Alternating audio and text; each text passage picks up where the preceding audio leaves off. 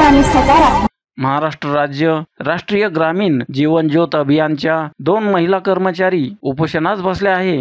याबाबत सविस्तर असे की महाराष्ट्र शासनाच्या वतीने राबविण्यात येत असलेल्या महाराष्ट्र राज्य ग्रामीण जीवन ज्योत अभियान यामध्ये काम करत असणाऱ्या 2 महिला कर्मचाऱ्यांचा गेल्या 28 महिन्यांपासून पगार थकलेला असून त्याचप्रमाणे इतर प्रमुख मागण्यांसाठी त्यांनी दिनांक 3/8/2024 पासून जिल्हाधिकारी कार्यालयासमोर बेमुदत आमरण उपोषणाला सुरुवात केली आहे। 15 ऑगस्टच्या दिवशी जिल्हाधिकारी कार्यालयात ध्वजारोहण करण्यात आले। त्या दिवशी सर्व वरिष्ठ अधिकारी उपस्थित असताना त्यांना अगदी समोरच उपोषणास बसलेल्या 2 महिला दिसल्या नाही का असा प्रश्न उपस्थित होत आहे।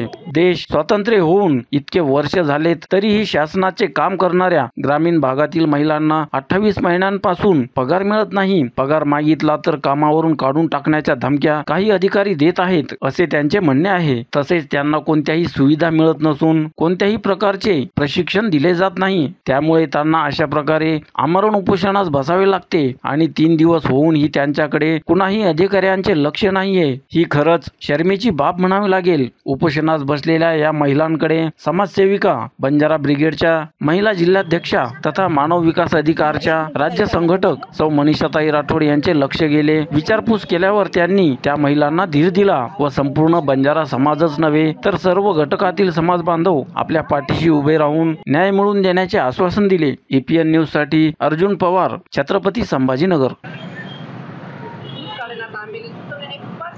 माझं नाव रंजना जयराम काळे। महाराष्ट्र राज्य ग्रामीण जीवन उन्नती अभियानाअंतर्गत मी ICRP म्हणून काम करते। मुक्काम पोस्ट कोळवाडी, तालुका कन्नड, जिल्हा छत्रपती संभाजीनगर। माझे मागील 28 महिने झालेले तसे मानधन दिलेले नाहीये।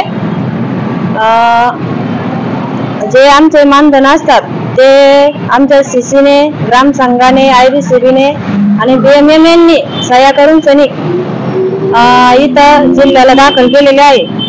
आणि जसे की आमचे CC 4 वर्ष झालेले तसे आमच्याकडे एकदा आलेले 4 वर्षामधून तर त्यांचे 3 लाख रुपये मानधन काढून दिलेले आणि आम्ही काम केलेले आहे। सगळं काही समूहाच्या बैठका घ्यायच्या, सगळं काही आमचं रेकॉर्ड होते कामाचे संपूर्ण काही। तर ते रेकॉर्ड PD सर आमच्याकडे जेव्हा आमच्या चौकशीला आलेले होते तर PD सर स्वतः ते रेकॉर्ड घेऊन गेले सोबत। PD सरांनी आमचा रेकॉर्ड बघितला आणि महिना झालाय तसे सुट्टीवर गेलेले आहे। आमच्या मागण्या आहे मागील 28 महिन्याचे कपात न करता मानधन जे की आमच्या ग्रामसंघाने, आमच्या CCने सह्या करून तालुक्याला दाखल केलेले आहे ते आमचे किंवा ग्रामसंघाच्या खात्यावर देण्यात यावे।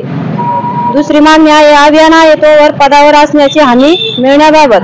तिसरी मागणी आहे निवेदनात दिलेली मागणीनुसार इतर ICRP प्रमाणे आम्हाला पण अभियानाचे सर्व काही प्रशिक्षण देण्यात यावे।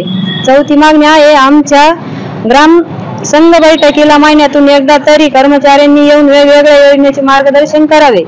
पाचवी मागणी आहे चुकीच्या व्यक्तीवर गुन्हा दाखल करा। अभियान आहे तोवर शेवटचा घटक वंचित, दुर्बल, जोखीम घटकाला न्याय CCBM,